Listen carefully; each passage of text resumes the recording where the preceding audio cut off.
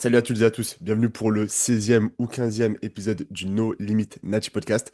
Aujourd'hui, épisode consacré sur votre progression. C'est un type d'épisode qu'on n'a pas forcément fait depuis le début. On parle surtout de progression globale. Aujourd'hui, on va surtout se concentrer sur un groupe musculaire que beaucoup de pratiquants ont du mal à faire progresser, qui est le dos, parce que forcément, ensemble de muscles et c'est un ensemble de muscles assez complexe à faire progresser et je pense que ça aidera beaucoup de personnes. Donc, sujet aujourd'hui du podcast, comment progresser sur votre dos, mais avant tout, comment ça va Florian, comment ça avance dans la prep. Maintenant, on a l'habitude, quasiment toutes les deux semaines, on a un petit update de prep et update de savoir comment ça va dans le quotidien. Donc, comment ça va Eh ben toi de ça ton va, côté? ça va très bien pour le coup, Florentin. C'est marrant de s'appeler comme ça, parce qu'habitude on s'appelle Flo, mais moi ça met la distinction. Vraiment. Le fond a changé de ton côté et c'est assez drôle également pour les gens qui savent pas. C'est Florentin qui s'occupe du coup de monter, découper et mettre les podcasts en ligne. Mais à chaque fois que je lui demande à l'épisode combien on est, il est incapable Je sais plus, de je me sais plus. répondre. Donc du coup, c'est pas forcément trop grave. Ça mettrait de l'interaction si jamais, mettez-le en commentaire si jamais vous saviez à quel on était. Non, je rigole. Bref, ouais. Alors, on reviendra après pour le podcast. Pour le coup, pour moi, ça va plutôt bien. J'ai pas forcément eu de poids le plus bas cette semaine. Ce matin, je suis très proche de mon poids le plus bas qui était à 78,2, je crois, au dernier podcast. Parce qu'en fait, on l'a fait la semaine dernière, je crois. Là, on est à une semaine d'écart, je crois. Non, je pense que ça fait deux Deux semaines semaines? parce que semaine Deux dernière, semaines? Ah oui, 2 semaines. ouais, Ouais, il je y a eu le déménageais. déménagement. Ouais. Exact. Donc effectivement, ça n'a pas forcément. Alors je pense que je devais pas être encore à ce poids le plus bas. Donc 78,3 ce matin, proche de mon 78,2 qui était mon poids le plus bas. Et typiquement, je l'ai senti sur ma séance hier, qui était du coup la séance avec le stiff leg, que mon poids du corps n'a pas forcément trop bougé d'une semaine à l'autre. Enfin, Hmm. pas trop bougé. Je crois que sur la moyenne, on est quand même sur environ 500 grammes. Mais bref, on avait 500 grammes de différence entre le samedi dernier et ce samedi-là. Et j'ai senti que c'était pas énorme parce que mes performances sont restées bien.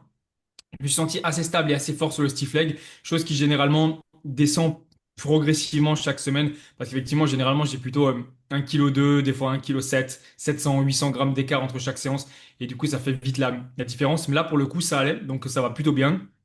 Je ressens pas spécialement la fatigue, je ressens pas la faim non plus. Cool. Il y a des jours qui sont plus difficiles que d'autres, mais c'est rien non plus de trop méchant. Et actuellement, bah, le mode robot a été activé depuis bien longtemps. J'ai mon Google Agenda qui est mon meilleur ami et je follow juste ce que j'ai à faire en termes de tâches, on va dire. Même si la plupart des tâches sont faites, sont bah, le coaching ou genre, la création de contenu, donc ce qui est au final ma passion. Donc ce qui est toujours plus simple à faire que si tu avais effectivement des tâches qui sont atroces et récurrentes, comme, Ouais. Aller je sais travailler pas, sur j'ai un pas job que d'exemple, t'aimes mais pas. la Ouais. paperasse ou full paperasse, enfin bref, un truc comme ça. Donc Ouais. pour le coup, c'est plutôt bien, ça avance bien, ça se goupille bien, on avance gentiment. Il y aura, bah, je balancerai au fur et à mesure du podcast, mais ça on verra. Effectivement, il y aura 3 fédérations normalement qui sont dans le viseur, pour sûr. J'ai les Pour licences sûr. sur 2 sur 3. Non, 3 sur 3. J'ai les 3 licences. Autant pour moi, maintenant c'est bon. C'est juste que je suis pas encore inscrit à toutes les compétitions, mais du coup il y aura 3 fédérations. J'invite les gens à aller voir du coup au Le moment du post d'aujourd'hui, podcast là. une dernière publication que j'ai postée. J'en ai mis une sur les 3, gentiment, l'air de rien. Mais c'est même pas pour ça, mais juste je me suis dit, ouais, ça peut être cool. J'ai pensé à cacher le numéro aussi de membre parce que c'est toujours bien faire gaffe. D'ailleurs, il faudrait que je vérifie si je l'ai bien fait, mais normalement je l'ai fait. Donc, Donc, donc on vous dit pas, vous irez voir le post pour savoir la voilà, c'est fédération ça, c'est ça. en question. Maintenant, tu vois, ça me fait peur. C'est parce que je sais que j'en avais plusieurs. Est-ce que j'ai bien mis un petit trait noir pour ouais, c'est bon. J'ai bien mis un petit trait noir pour cacher le numéro de membre. Le réseau a l'air de fonctionner en plus, donc tout va pour le mieux. Écoute, Ouais, on est parti. Il fait parfait. plutôt beau, tout va bien. C'est un sujet De qui me même. plaît énormément parce que moi, c'est un point qui a été un gros point faible, qui est toujours peut-être pas le plus gros point fort sur mon physique, mais qui était en tout cas un gros point faible et que je pense pouvoir encore améliorer, que je continuerai à améliorer. Et je pense pouvoir aider aussi beaucoup de monde parce que même en général, dans mes clients, etc., je le vois beaucoup, la chaîne postérieure et le dos, c'est souvent un point faible et la plupart commencent avec un dos peut-être un point faible et finissent avec un dos qui est assez fort. L'exemple du dernier que j'ai pu poster là sur les, euh, les réseaux avec Valentin du coup et bah, je pense à plein d'autres prénoms encore mais c'est parce que c'est le dernier que j'ai pu poster donc on va parler sur ça effectivement ça va pas forcément être genre un truc en mode masterclass où on va montrer des schémas et des trucs dessinés parce que Ouais. la plupart des gens nous écoutent en podcast donc en fait il n'y a pas d'intérêt de dire bah regardez ça si tu le regardes pas on va essayer de faire un truc qui est assez facile à comprendre je pense Pour les gens qui nous écoutent seulement et qui sont en train de faire leur step, leur cardio en voiture, j'ai l'impression d'être sur les jambes, tu sais, en train de courir, en train de marcher dans leurs écouteurs. Bref, en tout cas, voilà, pour ceux qui nous écoutent ou ceux qui nous regardent, bah, du coup, bah, ceux qui nous regardent, par contre, ça sera cool parce qu'on pourra comparer deux photos. Ce qu'on va faire, on va essayer de Hmm, comparer un peu les photos pour montrer les avant-après. Par contre, pour ceux qui nous écoutent j'écoute, ouais. juste, on essaiera de monter plus ou moins. Ouais, c'est ça, on va essayer d'imager, mais même pour les personnes qui nous écoutent, ce sera pas très dérangeant, on va quand même décrire un peu ce que l'on montre, etc. Mais ce sera beaucoup plus audio que visuel, et c'est un peu le format qu'on préfère rester. On reste quand même sur un podcast et pas sur des vidéos YouTube en soi-même. Mais comme tu l'as dit, ça reste un podcast hyper intéressant, notamment bah, pour vous éduquer sur le sujet, pour vous permettre de progresser plus, mais aussi parce que notre progression sur le dos n'est pas du tout la même, dans le sens où personnellement ça a toujours été un point fort de mon côté, du coup on l'a traité comme un point fort, et autant pour toi ça a été plutôt un point faible dès le début, en tout cas depuis ta dernière saison, et tu l'as du coup traité comme un focus. Du coup c'est aussi intéressant de voir qu'est-ce qu'on a mis en place dans nos plans de nos côtés pour quand même évoluer sur le dos, mais d'une façon différente, parce que moi ça n'a jamais vraiment été une priorité, ou en tout cas on l'a jamais traité comme un focus au premier plan. Pour autant, nos deux dos ont tout aussi bien évolué l'un que l'autre. Donc, ça reste super intéressant. Et simplement parler un peu de mon évolution avant d'expliquer un peu pour les personnes qui ont du mal à faire progresser leur dos. Je vais imager directement ça avec du coup les photos update que j'ai de Flo. Hop, je vais mettre le screen en entier de l'écran. Hop, là, normalement, vous devez bien voir tout l'écran. Ça a été Yes. la première. Donc, j'ai pas toutes les poses forcément au début parce que ben, au début, je savais pas poser. Mais c'est la semaine 1 avec Florian. Donc, c'est au bout de une semaine, pas dès qu'on a commencé. Donc, il y avait déjà une petite semaine. Mais forcément, au bout d'une semaine, c'est pas là où tu fais le plus de gains. Donc, on va dire que c'est la première photo potable de dos avant le début du coaching avec Florian. Donc, au niveau de mon dos, on voyait déjà que j'ai de très bonnes insertions pour avoir un très bon dos. J'ai des trapèzes qui descendent très bas, j'ai des lats qui descendent très bas. J'ai quand même de très bons érecteurs pour une personne qui... Parce que j'ai toujours quand même fait des mouvements de hinge, toujours fait du deadlift, toujours fait du rowing, etc. Donc forcément, ça m'a toujours aidé sur mon dos. Mais là, dès qu'on regarde mon dos, pour les personnes qui ne voyaient pas la vidéo, on se rend compte que je manque de lats. Clairement, je manque de lats. J'ai de très bons trapèzes. On peut déjà voir ici que j'avais un point fort. Alors, est-ce que je peux bouger comme ça? Ouais. On peut déjà voir que j'avais un point fort trapèze supérieur. Là, je suis relâché. Mes trapèzes supérieurs sont absolument énormes. Mais en fait, j'ai toujours eu des trapèzes comme ça depuis. C'est génétique, clairement. J'ai des trapèzes qui s'insèrent très très haut, qui descendent très très bas.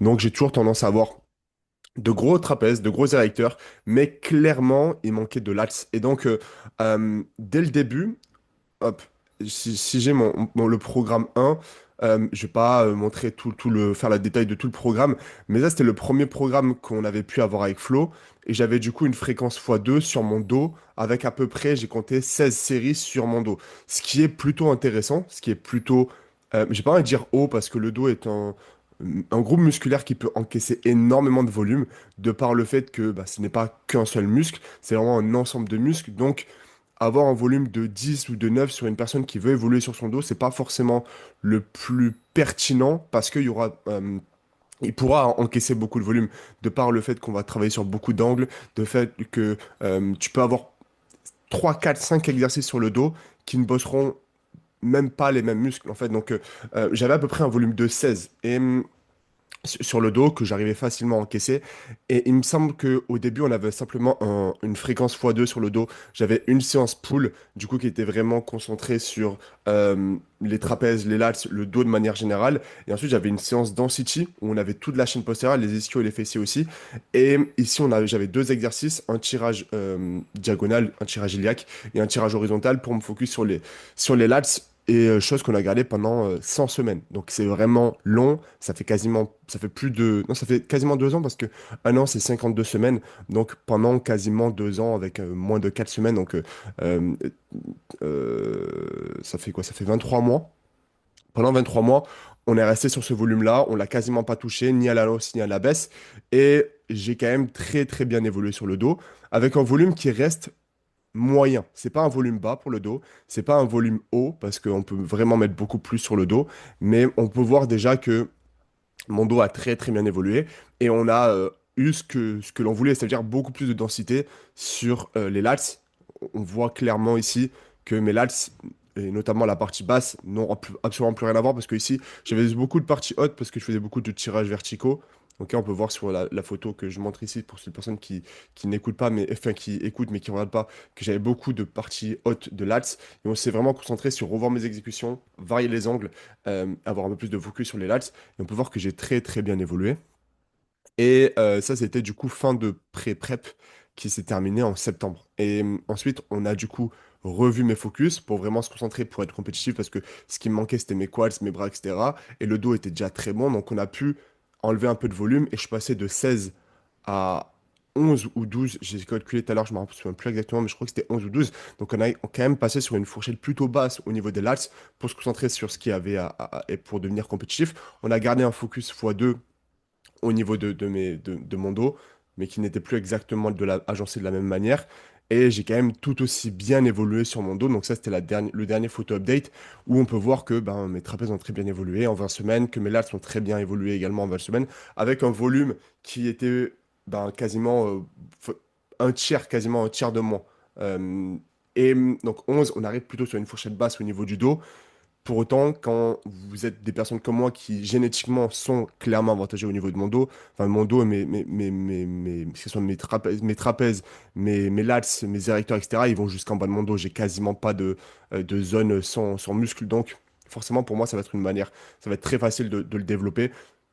Le volume doit évoluer. Et on l'a fait comme ça parce que j'ai pas forcément besoin, je pourrais, si on voulait encore le faire évoluer encore plus vite, plus fort, avoir un peu plus de volume, mais je peux clairement me permettre d'avoir moins de volume sur mon dos parce que je sais tirer, j'ai des facilités à recruter mon dos, peu importe les mouvements, les tirages lats ou les trapèzes ou les trapèzes médians. Donc on s'est permis de baisser un peu le volume. Pour autant, mon dos a très très bien évolué. Donc ça, c'est un peu mon parcours. Donc on est quand même tout le temps resté sur un focus x2 sur mon dos. On a fait évoluer le volume en fonction de mon évolution, en fonction de mes objectifs. Et vous pouvez voir que il a très bien évolué, que ce soit avec un volume haut ou un volume bas. Maintenant, ou un volume plutôt bas. Maintenant, encore une fois, ça c'est pour moi. Et ça va dépendre de vous. On va discuter tout à l'heure un peu du volume, de la fréquence, comme j'ai pu en discuter, du choix des exercices, quelles sont les erreurs ou non à pas faire sur les lats ou sur d'autres groupes, mais c'est souvent les lats qui sont à prioriser sur un physique. Et je le vois souvent sur les personnes qui arrivent chez moi. C'est rare que je ne mette pas un focus lats parce que beaucoup de personnes manquent de lats. Maintenant, et Flo pourrait l'imager ou pourrait en discuter, ce qu'on a fait sur moi n'est pas à faire sur tout le monde. Le volume que j'ai actuellement me permettra tout à fait de bien évoluer, même en prep sur mon dos, mais encore une fois, n'est pas le même pour tout le monde et également, du coup, n'est pas le même sur Flo, qui n'a pas exactement le même dos que moi et qui n'a pas exactement les mêmes focus que moi. Donc, toi, je sais, est-ce que tu as pu avoir un peu des photos update de quand tu as commencé avec AJ Ouais, en sachant que tu étais mais déjà pas mal avancé? je vais pouvoir, je vais pouvoir les montrer pour revenir un peu sur ce que tu as dit et expliquer un petit peu aussi aux gens. Effectivement, quand tu regardes de base le dos, tu te dis, OK, bon, bah, c'est un bon point fort, on va pas forcément mettre beaucoup de volume dessus. Je Mm. pense que pour beaucoup de personnes, c'est une erreur de voir ça comme ça. Et je vois souvent Ouais. effectivement des personnes qui voient un très gros point fort chez quelqu'un. J'ai rarement vu beaucoup de personnes avec un énorme point fort, au point où vraiment on a eu besoin de mettre quasiment pas de volume. Le seul, là, j'ai quand même vu des exemples, mais pas au point où il y a eu que ça. Tu vois, on va dire c'est allez, 2%, peut-être 5%. Et l'exemple là qui vient, c'est celui de Léo du coup. Pareil, si jamais les gens veulent l'avoir sur la Team Flow, je sais pas si là, je pourrais le repasser, je sais pas s'il y a assez de réseaux, mais qui avait effectivement des quads qui sont absolument huge. Parce qu'il vient effectivement du power, il poussait, il squattait énormément avec ses quads, donc en fait, il avait un muscle monstre. Donc effectivement, quand tu es une personne comme ça, tu vas pas t'amuser à mettre encore autant de volume sur les quads. Déjà parce que c'est dur à récupérer, parce que lui va mettre très très lourd, et aussi parce qu'il avait absolument besoin, lui, de haut du corps. Donc en gros, là, dans ce cas-là, effectivement, tu peux revoir le volume assez bas. Je pense à un volume qui est environ à voilà, tu vois, effectivement. Là, et encore là, ça a encore un petit peu progressé avec la mini-cut. Donc, effectivement, il a des énormes quads. Il a des quads qui pourraient presque rivaliser avec des personnes qui ne sont pas naturelles au final, tu vois. Tellement qu'il a vraiment des très très bons quads. Donc, le but, c'était là de garder quelque chose de stable. Ok, quelque chose de stable. Dire, ok, bon, bah, t'as des bons quads, ils vont progresser parce que bah, tu mettras quand même du poids dessus, mais on va garder quelque chose de stable. Quelque chose qui est environ dans les 4 à 6 séries, donc ce qui est pas beaucoup. Si on avait fait pareil pour le dos, le problème qu'on a sur le dos ici, c'est que le dos sur scène, c'est extrêmement important. Les compétitions, effectivement, se gagnent, donc la chaîne postérieure, c'est bien. Et c'est l'erreur que je disais. C'est peu de personnes ont vraiment un point fort au point de se concentrer que là-dessus. Parce qu'effectivement, il y a beaucoup de gens qui vont se concentrer à tout prix sur ok, je vois que ça, il a un très gros point fort, on va pas mettre trop pour se concentrer sur le reste. Je pense que ça, c'est une erreur. T'es bodybuilder, le but, effectivement, c'est pas forcément d'être le plus gros, c'est d'être le plus beau. Mais en tous les cas, si vraiment tu vois que ton focus, et c'est ton rôle aussi en tant que coach, il aura amené une progression qui est absolument stratosphérique. Alors, si je m'étais rendu compte qu'effectivement, au bout de 6 mois, ton dos, il avait absolument muté, on aurait réduit le volume déjà à ce moment-là. Et c'est le but aussi d'un coach. On est resté cette prog-là parce que tu étais bon dessus, parce que tu progressais dessus et parce qu'on avait encore du travail à faire. Et on l'a vu, tu vois. Souvent, effectivement, on se rend compte post-mini-cut. Et même si jamais ton muscle, il a potentiellement trop évolué, ok? Normalement, tu te laisses le temps de monter sur scène, donc c'est pas forcément trop grave. Ton dos, il a trop évolué, ou ton muscle a trop évolué, et tu te rends compte en phase de mini-cut qu'au final, ah ouais, d'accord, il est vraiment en avance comparé au reste. C'est pas grave, tu redescends. Tu redescends du coup à plus ou moins à maintenance en termes de série pour être sûr que du coup tu conserves le muscle et tu te permets d'avoir plus de volume sur autre chose là où tu as besoin, comme les bras, les jambes, etc. Donc en fait, c'était un petit peu ça le gros objectif, d'être intelligent et se dire, ok, actuellement il a un point fort, pas un bon point fort, mais il a quand même un point fort pour son physique. On y va, on pousse le point fort. On pousse le clairement. point fort, mais sans pour autant que ça devienne un point qui est extra fort, comme effectivement les jambes, par exemple, chez Léo.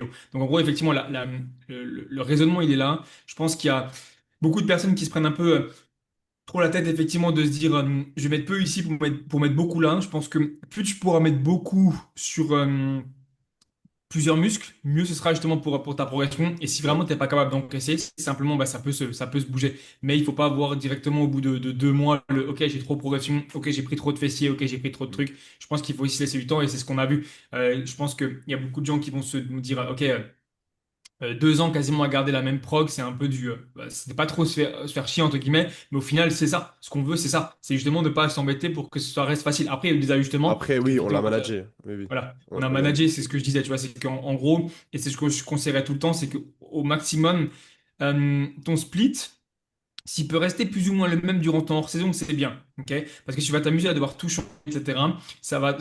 Alors, le split dans le sens où, ok, tu as tes focus et ensuite tu peux revoir les exercices. Mais si tu commences sur tout ton push à revoir du premier au neuvième exercice complètement ta séance, tu Mm. vas perdre beaucoup de temps parce que du coup, tu vas devoir recréer du coup de la stabilité sur un mouvement, te remettre dedans, la Ouais. proprioception du mouvement, recréer de la connexion nerveuse. Et c'est le point aussi que je disais, c'est que même si tu as un bon point fort, garder une fréquence x2. Moi, je pense à ça sur mes pecs, par exemple. Tu vois, j'ai un très bon point fort sur mes pecs. Et pourtant, je les ai quand même 2 fois par semaine, même si j'ai qu'un seul set sur mon séance upper, ça me fait les garder 2 fois par semaine. Ça me fait ça parce que je trouve ça très intéressant pour garder déjà du coup un bon stimulus sur la zone, une bonne habitude de travail et aussi et surtout du coup un bon pump en général, tu vois, ce qui est une bonne chose parce que si tu réduis vraiment à très très peu, ça revient peu souvent. Du coup, bah, t'as pas forcément le temps d'être bon sur le mouvement et peut-être que même si tu as un très bon point fort sur tes quads, et qui se stabilise. Quelqu'un qui a un point un peu plus faible sur les quads, mais qui a plus de volume dessus, va complètement rattraper tes quads et même les dépasser, alors que tu aurais pu avoir des quads, par exemple, qui auraient pu progresser. Tu vois, je prends l'exemple de quelqu'un. Donc voilà pour ça. Je pense que j'ai expliqué un peu les Mm. choses. Je sais pas si tu avais quelque chose à rajouter ou quoi. Je vais Ouais, partager. simplement, pour dire que, dans un premier temps, comme vous l'avez vu, enfin, quand vous partez d'un physique comme le mien, avec quand vous avez vu quand j'ai pu débuter avec Flo, ne pas mettre, enfin, masquer des potentiels points forts que vous pourrez développer serait pour moi la pire des choses, parce que j'ai un physique de débutant au moment où je commence avec Florian. Mon physique ne me permet pas de mettre un, de pas travailler un certain muscle. J'ai un physique qui est beaucoup trop peu musclé pour me permettre de dire ce muscle-là, on ne va pas le développer parce que et ça restera pour beaucoup de débutants. Il faut pouvoir aussi décorréler expérience à la salle. Quand j'ai commencé avec Florian, j'allais déjà peut-être 3 4 5 années d'expérience à la salle, mais mon physique était un physique de débutant, clairement. Donc j'ai besoin de développer tout mon physique et donc de pas mettre d'impasse sur un muscle. Et simplement aussi pour rebondir sur le fait de ma prog qui a bougé quand même, hein, mais simplement la base même n'a pas bougé. l'enchaînement des splits, certains volumes ont bougé, certains exercices ont bougé en fonction de ma progression, de mes préférences, mes potentiels.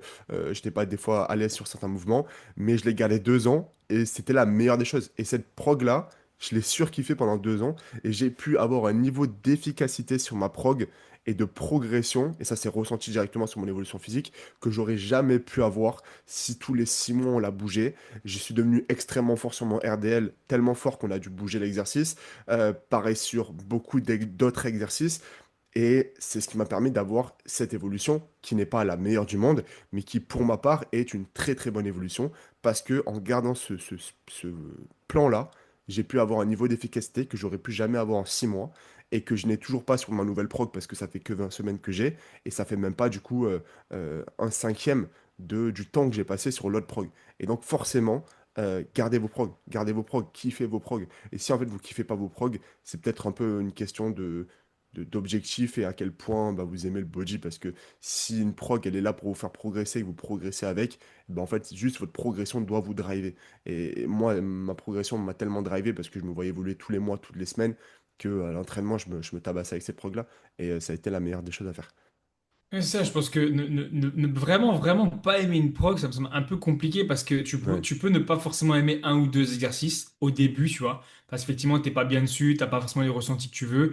Mais de là à pas aimer toute une prog, je pense qu'effectivement, il y a autre chose derrière. Soit qu'effectivement, bah, le bodybuilding, c'est pas fait pour toi. Soit t'es chez un coach qui en fait te correspond pas. Il te met effectivement bah, que du full body, c'est pas forcément ce que tu aimes. Ou alors t'as full exercice d'isolation et bah, t'aimerais avoir des plus gros exercices, ou alors t'as que des exercices polyarticulaires et t'aimerais avoir des isolation. Je pense que pas aimer une prog, c'est un peu compliqué. Par contre, effectivement, tu peux avoir une prog qui commence à être un peu plus ennuyante. Mais dans ce cas-là, c'est ce qu'on dit souvent, c'est que bah, après, c'est à toi d'essayer de. Toi, ce qui a fait aussi que tu as bien aimé la prog et ce qui a fait qu'il y a eu la progression, c'est que tu as cherché à faire, comme je dis toujours, vivre cette prog. Donc, chercher à mm, progresser sur les mouvements, chercher à s'améliorer et en fait, chercher à la salle sans se poser de questions. En fait, est-ce que tu aimes ou t'aimes pas la prog? En fait, on s'en fout. Juste ce que mm. tu fais, c'est qu'en fait, tu adhères parce que tu sais que ton Ce stiff, mouvement va me faire progresser. au début du mois, il est à 210, à la fin du mois, tu l'as amené à 220 parce que justement, tu t'es dit, vas-y, je vais bombarder au maximum. Exact. Et on va en revenir sur les mouvements de RDL. Je pense que ce serait intéressant d'en parler justement Ouais, dans cette c'est vidéo-là parce ça, qu'on parle du dos. Et pour moi, c'est obligatoirement, enfin, vraiment pas mal corrélé le fait d'avoir du coup du RDL et un dos qui progresse derrière. bien sûr, ouais. Un Jusqu'à mouvement de preuve du terre. contraire, je maintiendrai cette vision-là parce que je l'ai vu sur moi, on l'a vu sur toi, je l'ai vu sur Tout le monde. énormément des clients avec qui Mm. quasiment tout le monde effectivement consomme, que ce soit un mouvement aux haltères, que ce soit un mouvement à la barre, que ce soit une machine qui est bien faite pour un mouvement de terre. Un mouvement de terre en général, un mouvement un petit peu hardcore et dur, tu vois, c'est ce qui va faire le physique. J'en discutais avec un coach dans la salle actuellement, pour moi, tu vois, et généralement un physique ennuyeux. Un physique boring, tu vois, ce qu'on va dire ça comme ça, c'est généralement quelqu'un qui a une prog ou des exercices qui sont absolument ennuyeux. Tu vois, absolument, absolument, absolument ennuyeux. À moins d'être le top 1% de la génétique, mais si tous tes exercices sont effectivement euh, un peu ennuyants à voir, un petit peu, tu te dis, si le gars te dit, vas-y, viens, on s'entraîne ensemble, et tu te dis, ok, d'accord, je vais me faire chier toute la séance. Généralement, c'est pas forcément le mec qui a le physique qui sort du lot, en gros, quoi. Mm. Clairement. Et juste pour revenir sur le fait de des fois avoir des exercices que vous aimez pas et que vous trouvez ennuyants, j'ai jamais, au début on a commencé, j'avais pas de bras, donc forcément c'était des mouvements que je détestais faire. Et franchement, j'aimais pas mes mouvements de bras, donc ça triceps, biceps. Mais en fait, contrairement à d'autres mouvements de l'ALS et tout, où j'ai kiffé faire ça, quand j'y allais dessus, je savais que j'aimais pas le faire, mais je savais que il allait tellement être bénéfique pour moi que ça changeait la donne. Et je me disais, tu détestes le faire, mais c'est normal, c'est parce que t'as pas de bras. Et refais-le, progresse dessus, jusqu'à ce que tu kiffes faire les bras, parce que tu auras des bras. Aujourd'hui, on a extrêmement bien évolué sur mes bras, mes biceps et mes triceps, et c'est plus du tout un problème d'aller m'entraîner, faire les bras, faire mon curl, le pupitre, etc. Parce que j'ai des bras, on va dire maintenant. Et c'est souvent le cas. Si t'aimes pas un exercice, c'est souvent parce que tu as juste un gros point faible dessus, tu es pas fort, tu n'as pas de connexion nerveuse, pas de ressenti, et ça joue énormément sur la prog. Donc si t'es pas bon, souvent, tu n'aimes pas. Donc fais-le jusqu'à devenir bon et tu vas aimer. Ça, c'est vrai. Pour Du ceux du coup, coup ouais. qui nous regardent, du coup là j'ai mis, bah, ça fait un petit moment maintenant, mais j'ai mis du coup l'avant-après déjà sur le dos. Là on est sur le relax du coup de dos. Au-delà effectivement de faire bah, plaisir de voir la différence, on voit aussi effectivement la progression et je suis quasiment au même poids du corps sur les deux. C'est Si je fou. dis pas de bêtises, je crois que je suis plus ou moins vers les. Je devais être aller peut-être dans le plus haut des 78 ici, peut-être 78,5, un truc comme ça. Et là, je suis du coup quasiment pareil en termes de. Je suis vraiment quasiment au même poids du corps. Ok, absolument au même poids du corps. Je suis pas au même moment placé plus ou moins dans la phase de prep, mais en tout cas, je suis au même poids du corps ici.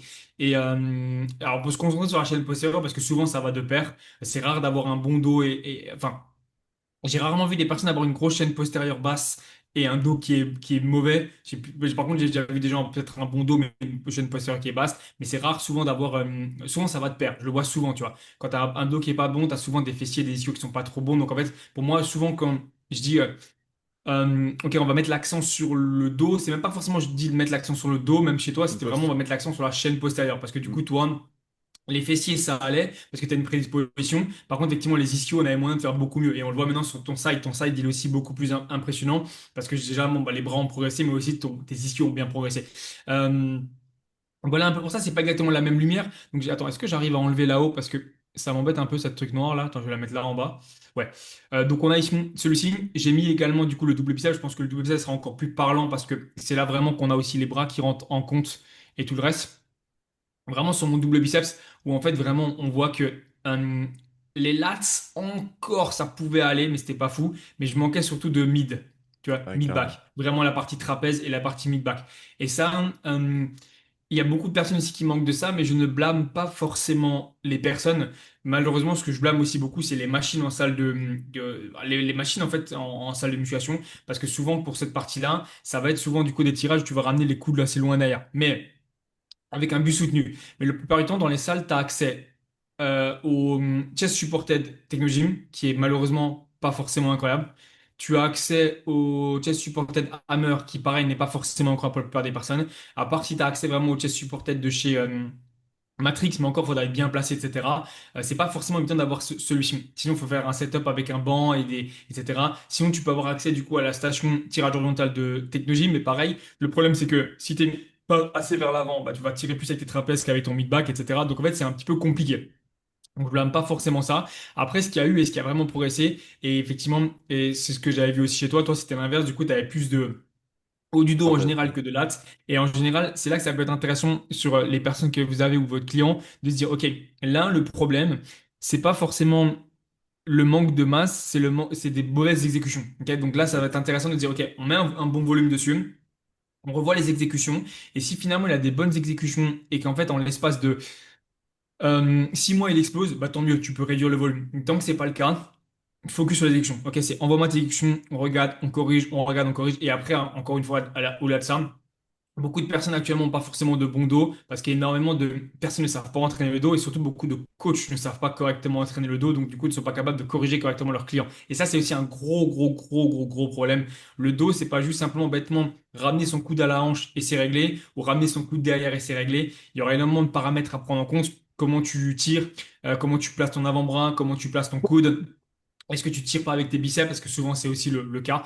Donc voilà, ça c'est encore un autre sujet. Mais là, le podcast n'est pas pour donner un cours au coach qui.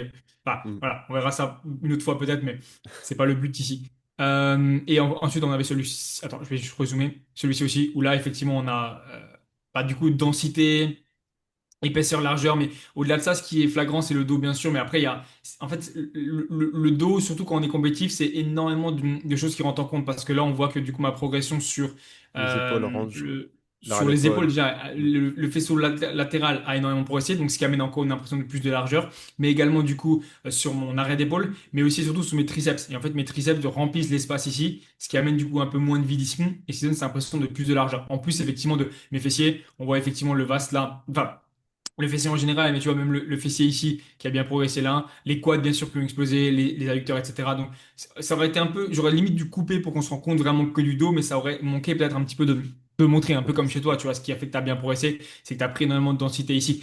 Et ce qui m'a amené cette densité-là, au-delà de celle-ci, à 1000%, c'est les mouvements de terre. C'est les mouvements de terre, les mouvements de terre, les mouvements à la barre, même les rowing en général. Parce que c'est des mouvements où vraiment tu pourras mettre une tension qui est absolument dingue. Une hyper-extension lombaire, c'est très bien. Il y a beaucoup de personnes qui vont très bien progresser avec ça, mais quand tu commences à être pas forcément trop petit, tu sais, quand tu commences à dépasser le 1,70 m, etc., simplement des mouvements sans terre, ça va être très difficile à progresser. Parce qu'il y a la plupart des bodybuilders que je vois sur scène, qui ont une chaîne postérieure qui est pas forcément top, qui sont pas forcément bons de dos, la plupart du temps, tu regardes leur physique, tu regardes leurs entraînements, ils ont pas de mouvement de terre. Ou s'ils ont des mouvements de terre, c'est des mouvements de terre qui sont peut-être pas forcément cherchés à vraiment progresser, tu vois. Peur un petit peu d'aller trop loin dans l'effort, etc. Il y aura forcément des cas qui en auront pas, mais la plupart des personnes qui arrivent à avoir une bonne chaîne postérieure sans mouvement de terre, la tension, en fait, que tu appliques dessus, elle est tellement importante que lorsque tu es en phase de prep et que tu descends tes calories, tu vas perdre énormément de densité et de dureté sur ton dos parce qu'en fait, tu n'auras pas de mouvements qui seront. Tu vois, même si tu fais que de la cuff ou même si tu fais que de l'hyperextension lombaire, tu pourras pas ramener le même stimulus que tu as par exemple avec un rowing ou un soulevé de terre. Donc je pense que ça sera aussi très très important. Donc c'est pour ça qu'en hors saison, certains peuvent looker très bien de dos sans faire de rowing, sans faire de mouvement de terre. Mais après, généralement, quand ils arrivent en compétition et qu'ils commencent à se rapprocher de la date, ça passe sur la première. Mais quand ça avance, quand les PQ avancent, quand les preps avancent, généralement, il y a énormément de densité qui est perdue sur le dos. Et du coup, bah, ils deviennent moins bons de dos. Parce qu'au-delà de ça, ce genre de mouvement-là, ça a une tension et un aspect testostérone, tu vois, on va dire ça comme ça pour imaginer, qui est tellement challengeant et tellement fort qu'en fait ça Clairement, t'oblige limite en fait à garder du muscle parce que sinon, sinon en fait ça devient juste extrêmement compliqué. Donc voilà, surtout clairement. s'il est fait correctement et sans être dangereux, surtout si c'était un bon mouvement. Mais ça c'est encore autre chose et ça permet aussi de garder en tête qu'effectivement il faut pas devenir bon juste parce que tu as pris du gras. Il faut rester bon même quand tu as perdu ce gras-là. Donc c'est pour ça que les éditions sont très très très importantes parce que tu as énormément de personnes qui deviennent très fortes en phase de masse et dès qu'ils commencent à perdre du coup du poids, très très rapidement, ils commencent à devenir beaucoup moins forts dès les premières semaines de mini-cut. Ça c'est généralement parce qu'en fait tu t'es pas forcément concentré assez sur de bonnes éjections, mais plus de pousser entre guillemets avec ton gras et ta stabilité. C'est pour ça que c'est très important d'avoir de bons mouvements et de directement les corriger. Voilà, je suis passé un peu vite, mais je pense que j'ai fait le tour. Je pense que je sais pas si tu voulais dire des trucs, ceux qui n'ont pas forcément vu. Sur la première partie, un petit peu déjà Sur nos sur nous deux, on évolutions, va dire. ouais. Hmm. Je J'ai pense pas que forcément c'est parlé du volume, etc. Effectivement, j'étais quasiment plus ou moins comme toi. J'étais à 15 sets direct sur le dos, sans compter du coup les deux sets de stiff leg, potentiellement également les sets même de hack squat en général, où tu vas vraiment avoir ton dos aussi, tu vois, qui va rentrer en compte. On se rend pas compte, mais par exemple, le haut du corps prend énormément sur des mouvements, par exemple, de hack squat pour la stabilité, pour le dos en général. Donc c'est aussi à en prendre en compte isométrie, dans ouais. les trapèzes, dans le upper back, et c'est là qui te fait progresser aussi. Donc, ouais, voilà, il y avait ça aussi. Et du coup, tu as gardé les 15 sets même maintenant, ou tu l'as fait évoluer à la Pour hausse, à la l'instant, baisse? mon volume n'a pas bougé. J'ai juste un seul set du coup sur le SIF comparé à deux avant. Et par contre, je suis resté exactement pareil. En volume vraiment de grand dorsal, je suis à du coup 3, 4, 5, 6, 7. Et ensuite, pour tout ce qui est après le reste, du coup, upper back et trapèze en général, du coup, ça fait 2, 4, 6 et 8. Ok. Ouais, donc tu as fait ouais, 15 Ça sets n'a pas, ça direct n'a absolument pas bougé et- pour le reste, avec des Ok. mouvements effectivement où le but c'est d'amener le coude derrière et en focusant également les trapèzes, mais ça c'est parce que plus je manquais vraiment sur mon os musculaire de trapèze. Donc on a vraiment cherché à focus vraiment cette partie-là, parce qu'effectivement ça amène aussi parce qu'il y a le mid-back, et après il y a aussi la partie trapèze. Ça c'est encore autre chose, parce qu'après le dos, si c'est bien un muscle où effectivement, bah, en fait, même si tu veux faire le moins possible, bah, tu pourras pas faire le moins possible, parce que même si tu veux faire le moins possible, tu auras quand même un minimum de 7 si on regroupe vraiment le dos qui sera quand même assez haut parce que le dos c'est du grand dorsal, c'est du mid-back, c'est des trapèzes, c'est des lombaires, c'est une partie iliaque, un grand rond, etc.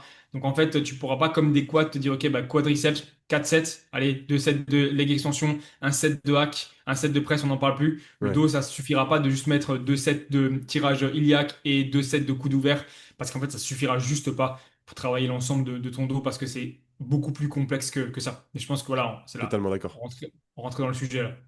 Totalement d'accord. Je pense que là, on a fait du coup une petite overview de mon évolution, mon expérience, ton expérience également. Ça peut également vous Yep. donner un peu une idée de à quel point il faut également durer en bodybuilding et sur une prog pour avoir des résultats. Parce que Florian, bah, ça fait quoi maintenant 2 ans que tu es avec AJ, avec à peu près cette prog, c'est ça? Ouais, Deux ça fait trois ans? 3 ans en août, ouais. Ouais, bah, ah bah oui, c'est vrai, c'est à peu près le même temps que moi. Depuis mon hors-saison, sur Mm. cette prog-là, depuis mon hors-saison, et en fait, ça a commencé environ depuis décembre 2023. Donc ça peut vous donner une idée du volume qu'il faut pouvoir encaisser, à quel point il faut également se donner sur des sets pour avoir ce genre d'évolution, que ce soit celle de Florian ou mon évolution sur le dos. Ça peut être déjà pas mal. Maintenant, on va se concentrer également sur vous donner également des tips, potentiellement des erreurs que l'on voit sur le dos, comment manager votre volume, votre fréquence et vos exercices. Ça fera une seconde bonne partie, là où on donnera un peu plus de conseils que, même si on en a donné déjà pas mal sur nos expériences perso, ça sera un peu plus aspect conseil. Du coup, seconde partie de la vidéo, comme je vous ai dit, ce sera un peu plus des conseils ou même des cas pratiques, j'ai envie de dire, sur des évolutions clients, que ce soit ceux de Florian ou les miens, leur évolution, potentiellement les erreurs qu'ils pouvaient faire lorsqu'ils n'étaient pas coachés, lorsqu'ils étaient seuls. Euh, pour moi, j'en ai un peu parlé au début. Il y a plusieurs raisons pour lesquelles vous pouvez stagner sur le dos, et ça va vraiment être les raisons, on va dire, souvent récurrentes et clichés, parce que c'est encore plus vrai sur le dos, sur du coup un ensemble de groupes musculaires, parce que vous ne pourrez... Donc les erreurs, dans un premier temps, ça va être le volume, la fréquence, la technique d'exécution et l'intensité qui pourrait venir en quatrième, selon moi, même si je trouve que les gens ont souvent tendance à mettre beaucoup plus d'intensité sur leur dos que sur d'autres groupes musculaires parce que, encore une fois, sur des mouvements de dos, vous pouvez tellement tricher et tellement tirer n'importe comment que l'intensité ne sera jamais vraiment le facteur limitant. Maintenant, être sûr et certain que cette intensité, vous l'utilisez à bon escient et que par exemple, comme on a pu en parler, j'avais 16-7, Flo en a 15. Et par exemple, si j'ai 7 ou 8 7, 7 ou 8 7, ouais, ça fait beaucoup de 7, sur mes lats, et ben, je vais pas en avoir en fait 4 où je vais tirer avec mes trapèzes et je vais tirer avec mes biceps. Au final, avoir 8 sets théoriques et en pratique, j'en ai que 4 ou j'en ai que 3 et qui pourraient expliquer ma stagnation sur le muscle. Donc, ce sera jamais vraiment votre intensité. Pour moi, la première des raisons, c'est la technique. Ensuite, ça va être le volume. Ensuite, ça va être la fréquence et ensuite l'intensité. Déjà, au niveau du volume, comme j'ai pu le dire, vous pouvez encaisser beaucoup de volume sur votre dos. Et pour une personne qui veut le faire évoluer, ce serait bête de placer un bas volume par peur de ne pas récupérer. Si vous avez le temps et que ça vous passionne, mettez un volume peut-être un peu plus haut que ce que vous avez l'habitude de faire, à ce que vous pensez. Donc avoisinez les 15-18 sets au total sur le dos en fonction de est-ce que c'est vos lats ou vos trapèzes que vous voulez focus, mettez-en un peu plus sur les lats, mettez-en un peu plus sur les trapèzes, et ensuite vous voyez à quel point vous progressez dessus. Et de manière générale, si vos techniques d'exécution sont bonnes, que vous êtes coaché, vous n'allez pas avoir de gros risques d'avoir un haut volume sur le dos, tant que vous vous entraînez bien, que l'exécution est bonne. La seule chose et la pire chose qui puisse vous arriver d'avoir un volume peut-être un peu trop haut par rapport à votre capacité de récupération, ça serait de ne pas progresser. Mais ça, dans tous les cas, vous allez le voir dans peut-être un mois et demi, 2 mois, si vos charges n'augmentent pas, si vos techniques sont bonnes, que vos charges n'augmentent pas, que vos répétitions n'augmentent pas, dans ce cas-là, potentiellement, il faut se poser la question, est-ce que mon environnement est bon? Ça, ce sera toujours le cas pour tout groupe. Mais est-ce que mon volume n'est pas un peu trop haut? Et dans ce cas-là, commencer un peu à descendre et voir en baissant de 1, 2, 3, 7, est-ce que dans ce cas-là, vous évoluez déjà un peu mieux sur le mois qui suit? Dans ce cas-là, potentiellement, vous avez un peu trop de volume. Mais mettre un volume haut sur le dos sera pour moi vraiment l'essence même d'une bonne évolution parce que vous avez tellement de groupes à travailler sur le dos, tellement d'angles à travailler sur votre dos. Par exemple, je reviens vraiment à mon cas à moi. Sur mes lats sont tellement grands et j'ai tellement une masse euh, potentielle à développer sur mes lats que le sens de mes fibres et la longueur de mon muscle est telle que, enfin, j'ai un nombre de sens de fibres possible et donc d'angles possibles à travailler sur mes lats parce qu'ils sont tellement longs que je ne pourrai jamais avoir dans ma prog que du, que du tirage horizontal ou que du tirage vertical, parce que ça serait faire l'impasse sur une partie de mon lat. Contrairement je sais pas, à d'autres muscles, je vais pas prendre de cas précis, où vous pouvez le développer quasiment qu'avec un exercice en particulier. Les lats, les trapèzes de manière générale, ce n'est pas le cas. Donc il faut que vous puissiez varier les angles, donc varier les exercices, et ça va forcément corréler avec un haut volume. Donc ça, pour moi, c'est important d'avoir beaucoup de volume sur le dos pour pouvoir varier l'exercice et les angles. Ensuite, second point, après je laisserai un peu flou parler, mais sur l'intensité, sur la technique, comme j'ai pu le dire, c'est important que vous puissiez rentabiliser vos euh, votre volume théorique. Et être sûr et certain, et je le vois sur beaucoup de personnes, je pense que Flo est un bon exemple et un bon cas à part, mais beaucoup de personnes ont des trapèzes surdéveloppés parce qu'ils transforment tout mouvement en mouvement de trapèze. Tout mouvement, ils vont engager les épaules, ils vont engager les scapula, etc. Ce qui potentiellement pouvait être mon cas au début. C'est pour ça que je manquais de c'est que j'avais de gros trapèzes, même s'il y a une grosse part de génétique sur mon physique, mais sur beaucoup de personnes, la technique sur les lats, je pense que les lats sont un groupe qui est en retard chez 80% des personnes, parce que c'est certainement le groupe le plus compliqué à isoler, parce que les biceps vont intervenir, les trapèzes vont intervenir, potentiellement les épaules, l'arrière d'épaule peut intervenir. Ce n'est pas un groupe que vous pouvez isoler. Le seul mouvement d'isolation réellement sur les lats, c'est du pullover. Mais vous n'allez pas faire toute une prog en pullover. Et encore, si vous le faites mal, vos triceps Ou peuvent le intervenir triceps. également. Ouais, exactement. Ou le, Donc, ou le triceps. euh, vous ne pourrez, si vous ne faites l'impasse sur votre technique, vous n'aurez jamais de dos. C'est super important que vous fassiez passer la technique avant toute chose.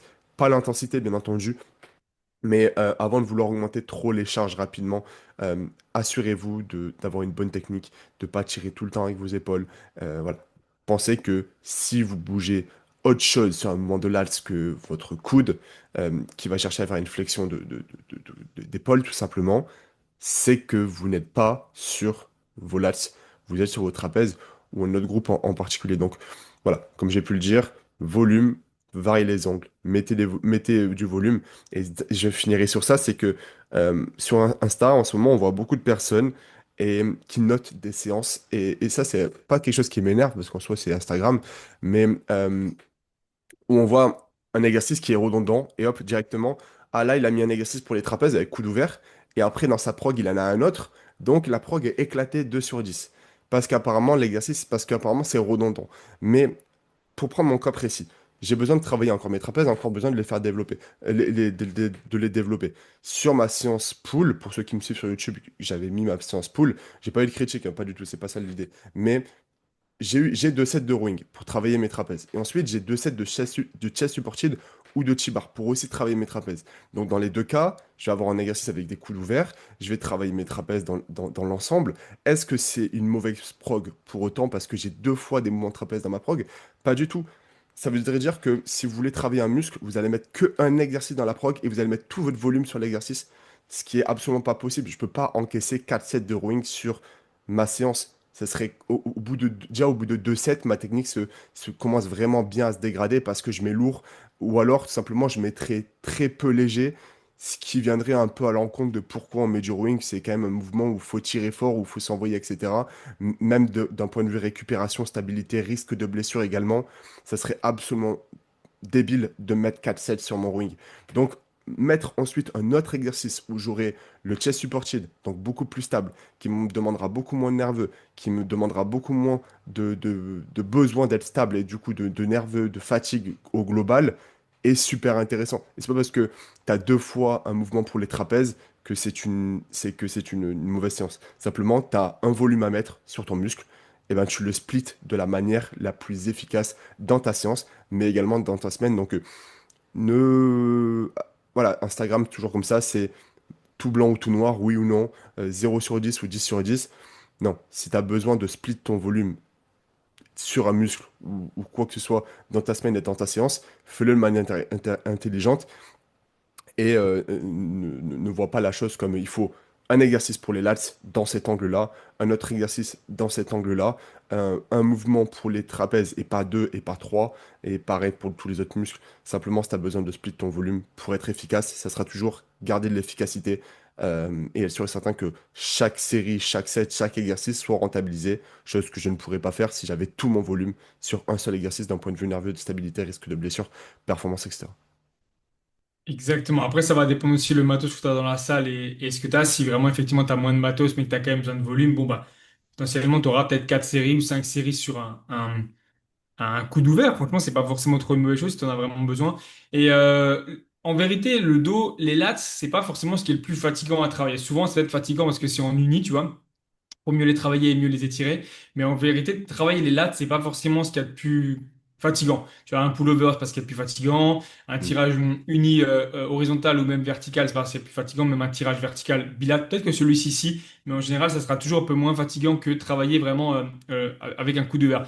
Et ça me fait toujours rire parce que on en revient toujours au même point. Et le dos, déjà à l'époque, quand j'ai commencé, il y a effectivement une dizaine d'années, on disait déjà, les gens n'ont pas de dos parce que, bah, en fait, il est derrière, on le voit pas quand on le travaille, donc du coup, on le travaille moins bien, on a moins envie de le travailler. Ça a toujours, toujours, Ah toujours, ouais, il toujours disait été ça, ça. ouais. Toujours été ça. Et je pense qu'en fait, effectivement, depuis toujours, le problème ne vient pas d'un souci de, il est dans le dos, bah oui, puisqu'il est ton dos, tu le vois pas, mais plus effectivement une technique. Donc, ce que tu disais, je pense pas que la plupart des gens, alors, manquent de volume. Je pense que oui, mais c'est pas forcément ça parce que je vois beaucoup de gens, tu vois, qui ont des séances dos où il y a pas mal d'exercices, tu vois, on a un tirage vertical, potentiellement maintenant ils ont ajouté un tirage uni parce que ça se fait depuis peu maintenant et c'est plus vu comme de la broscience. Un tirage horizontal, un rowing aux haltères, etc. Donc je pense que le volume y est, même des tirages horizontaux, etc. Le seul problème, c'est que leurs tirages horizontaux ressemblent à ceux de Brent Warren ou de Arnold Schwarzenegger dans les années 70, tu vois. Donc en gros, tu as énormément de bas Over de du dos et colonne, encore parce ouais. que tu as étirement énormément de biceps et peu en fait de dos vraiment parce qu'en fait tu perds énormément la contraction. Tu vas pas la ramener vraiment avec ton dos, mais tu vas la ramener avec ton bas du dos parce que tu vas partir avec. Et en fait, tu vas pas Mm. étirer plus qu'à ton dos parce que tu vas partir avec ton bas du dos. Si tu gardes Clairement. pas ton buste stable, effectivement, tu vas perdre beaucoup. Et ça, c'est une erreur que je vois souvent. Donc, volume, je pense que clairement, il est quand même dans le top 3 de ce qui manque, mais c'est surtout effectivement une question d'exécution à 100%. Le dos, c'est comme quasiment tous les muscles, une question d'exécution parce que on a beau dire tire et ça viendra, je pense que ça peut marcher sur pas mal de muscles. Mais pas avec le dos. Le dos, pour beaucoup de personnes, ça marchera pas comme ça parce que j'étais un petit peu comme ça et à penser ça, mais au final, non. Par contre, après, à partir du moment où tu deviens vraiment bon, tu commences à avoir un dos, tu pourras effectivement te permettre d'avoir des techniques qui seront un peu moins bonnes et quand même réussir à le cibler correctement. Mais parce que tu auras quand même un certain ressenti dessus. Et ça sera Bon aussi rendu. assez important de travailler vraiment sur le ressenti vraiment sur le dos. Même si c'est pas une obligation de ressentir son muscle, je pense que si tu ressens ton dos, c'est un bon signe. Ok. Depuis que je le ressens, effectivement, sur n'importe quel mouvement, je le sens bien et je l'ai vu aussi progresser.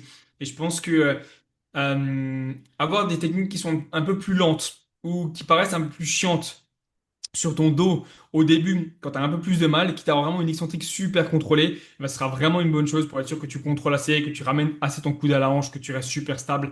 Je sais que un mouvement de tirage unilatéral poulie haute. Je prends l'exemple de Emilien parce que c'est le premier qui me vient et s'il écoute ce podcast, il se reconnaîtra. Je pense qu'on a passé au début, quand il a été mis dans la prog, 2 bons mois, peut-être, j'exagère pas, 2 bons mois et demi avant vraiment qu'on dise, OK, ta technique là, elle est 10 sur 10, à tel point qu'à la fin, il m'a même dit, avec émotion, limite, c'est les larmes aux yeux, ça y est, enfin, j'ai un bon set de tirage. Et au final, son dos à Emilien, et sa chaîne postérieure, d'ailleurs, j'avais pas mal de personnes, je pourrais le rajouter aussi dans ce que je veux montrer. Il a absolument explosé. Et sa chaîne postérieure, lui, pour le coup, il avait déjà une bonne chaîne postérieure basse, c'est parce qu'il a déjà de bons insertions. Et par contre, effectivement, son haut du dos maintenant, avec ça lui fait vraiment un aspect encore mieux. Donc, ouais, voilà, pour revenir sur ce que tu as dit, je pense que la technique, La technique, sur ouais. le dos, c'est très très Forcément. important. Ça se travaille sous plusieurs angles. Et même si tu n'as pas forcément de bonne machine dans ta salle, honnêtement, tu peux facilement faire un setup de tirage uni poulie haute, un tirage de setup horizontal uni poulie basse, enfin du coup poulie horizontale. Ça, c'est sans problème pour ton lat. Et franchement, si tu as déjà ces deux-là, Ça fera au beaucoup. pire, tu rajoutes un tirage vertical neutre, mais souvent, effectivement, tu peux aussi tirer avec tes biceps. Mais si tu as déjà ces trois-là, honnêtement, ça suffira largement pour tes lats. Clairement. Largement. Après, effectivement, maintenant, pour la partie mid-back, c'est là qu'il faudra faire plus attention et vraiment être certain que tu ramènes ses coudes assez loin derrière et que tu cherches pas à tricher avec effectivement ton bas du dos. Ça, c'est encore autre chose. Ouais, je suis d'accord avec toi, et même au niveau de la technique, et comme tu as pu le dire, certes, il faut du volume, il faut de l'intensité. Maintenant, si je prends le cas de Mathieu, je pense que si vous nous écoutez, vous avez certainement dû le voir passer sur Insta, qui est du coup un compétiteur pour moi pour ce début d'année-là. C'est une personne qui avait quand même énormément de masse musculaire, même avant qu'on commence à travailler ensemble, et qui savait bien entendu mettre de l'intensité dans ses sets, qui s'entraînait déjà depuis un petit moment, qui s'entraînait déjà 5 fois par semaine, etc., qui avait déjà du volume sur le dos, bon, peut-être pas autant que ce qu'on a actuellement, donc il savait mettre de l'intensité, ça n'a jamais été un problème. Le volume, il en avait, il manquait de diversité, etc., mais il en avait. Ce qu'on a fait, et ce que l'on fait encore, c'est travailler la technique. Parce qu'au début, sur ces tirages euh, diagonaux, horizontaux, etc., il y avait tellement d'interventions des trapèzes, tellement de mouvements parasites de la colonne, etc. Et c'est notamment ça qui a fait qu'actuellement, ce n'est plus un point faible. C'est vraiment un point mid, j'ai envie de dire. Ça pourrait par la suite devenir un point fort. Et donc, ce n'est pas également, et c'est une très bonne transition, votre dos. Si vous n'avez pas de dos, c'est pas votre génétique forcément. C'est pas, vous n'aurez jamais de dos. Mathieu est arrivé, il avait un physique quasiment complet, il n'avait pas de dos. C'était pas un problème de génétique, c'est simplement un problème d'exécution, un problème d'entraînement de manière générale de, de, de, de, de, de- de temps également, placer du temps avec une bonne technique, c'est parce que vous avez une bonne technique pendant 2 semaines ou que vous allez rattraper des erreurs que vous avez fait pendant 3 ou 4 ans. Donc c'est également jamais une question de génétique. Si vous faites les choses correctement, peu importe qui vous êtes, peu importe vos objectifs, vous aurez ce que vous voulez avec du temps, une bonne technique, un bon volume. Et ça, c'est quelque chose vraiment qu'il faut dire et jamais se dire. D'accord. Après, un point faible ne deviendra jamais un point fort, extrêmement fort pour moi. Par contre, vous pouvez simplement le faire devenir homogène avec le reste du physique. Maintenant, si vous regardez Mathieu, vous vous dites pas c'est un point fort incontestable. Par contre, vous ne dites pas que c'est un point faible. Et ça, c'est le meilleur des choses. C'est la meilleure des évolutions. C'est arriver et que la personne qui ne connaît pas l'évolution se dise, bah là, il n'y a pas de souci. Là, il n'y a pas de, là, il y a pas de point, il y a pas de point faible. Simplement, il est super harmonieux, etc. Donc, voilà, pas de problème de génétique, simplement une technique, des problèmes de technique. Être sûr et certain que vous ne tirez pas avec vos biceps. Arrêtez d'avoir le maximum de flexion de coude lorsque vous tirez, que ce soit vos tirages verticaux, horizontaux, diagonaux. Essayez de garder le coude ouvert. Gardez souvent vos épaules assez stables, assez basses sur vos tirages également de lats pour être sûr et certain que vous puissiez vous concentrer sur votre flexion d'épaule et votre Exactement. extension d'épaule. Et le Et dernier... Mathieu aussi, ce ouais. qui a progressé, il a progressé aussi au-delà de dos, il a progressé de face et il paraît aussi beaucoup plus en V. Ça, on l'a pas forcément dit. Mais Hmm. le dos, c'est pas que de dos. Le dos, c'est aussi de Exact. face. Si tu as des meilleurs lats de face, bah, tu vas paraître justement plus en V et ta taille va apparaître aussi beaucoup plus fine. Donc, c'est vrai qu'on n'a pas forcément revu dessus. Mais en vérité, le dos, bah, pour un À un bodybuilder, look on a général, l'impression ouais. qu'effectivement, tu vas bosser tes bras, ce sera que pour les bras ou les poses de biceps cage, mais pas du tout. Tu vois, des meilleurs bras, ça te fera bah, potentiellement, bah, comme on a montré, tu vois, chez moi un meilleur lat spread, un meilleur double biceps de face, un meilleur double biceps de dos, un meilleur biceps cage, mais bien sûr aussi un peu même un muscle musculaire, tout en général. Hmm. Donc en fait, Tout est tout une est question corrélé d'harmonie. pour aller mieux vraiment sur ça. Donc effectivement, c'est aussi important de le garder en tête, effectivement, pour Mathieu, ouais, c'est vrai. Hmm. Et le dernier point quand j'ai pu aborder tout à l'heure, quand je fais un peu le classement des erreurs ou le classement des choses les plus importantes, ça va être la fréquence. Pour moi, ça reste quand même quelque chose d'important. C'est pas la chose, la priorité, mais ça reste quelque chose d'important parce que, comme on a pu le dire, et comme tu as pu le dire, c'est pas non plus l'exercice de l'ALS. Par exemple, je prends les LAS parce que voilà, je me concentre sur ça parce que c'est ce que beaucoup de personnes manquent. C'est pas les choses, c'est pas le muscle qui va être le plus fatigant. Mais maintenant, c'est également le muscle où je vois que, par exemple, après 2 3 4 7 une personne va vraiment commencer à dégrader sa technique parce que en fait elle n'arrivera pas à garder assez de productivité sur un entraînement pour encaisser 5 6 7 de lats et la technique va commencer à se dégrader petit à petit. Revenir sur un focus trapèze, revenir sur un focus arrière d'épaule, revenir sur un focus biceps plutôt que lats. Et dans ce cas-là, oui, c'est important d'avoir une fréquence au moins x2 si c'est votre objectif de développer votre dos à part si vous pouvez vous entraîner que 2 fois par semaine, ce qui est quasiment impossible.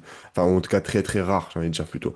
Donc souvent, au moins une fréquence x2, même aller chercher une fréquence x3. Si vous pouvez vous permettre de faire une fréquence x3, donc ça veut dire vous entraîner au moins 5 fois semaine, c'est souvent le cas, ou alors une fréquence x3 sur un full body ou un upper lower. En tout cas, essayez vraiment d'agencer ça de la meilleure des manières. Ça peut être par exemple euh, un pull en début de semaine, une séance chaîne post, comme disait Florian, souvent si vous avez un retard d'eau, vous avez potentiellement également un retard chaîne postérieur, ou en tout cas, beaucoup de personnes, ça reste quand même des focus et des points faibles assez fréquents. Important. Ouais, une séance chaîne postérieure, que vous allez re-avoir du dos, un peu de trapèze, un peu de lats. Le but, c'est pas de refaire une séance dos, mais potentiellement simplement remettre un peu de volume dessus. Et ensuite, en fin de semaine, une séance upper où vous pourrez également avoir du volume dessus. Donc, essayez de vraiment split votre volume pour être sûr et certain, comme je le disais, que vos sets théoriques soient des sets pratiques et soit des sets où que vous rentabilisez.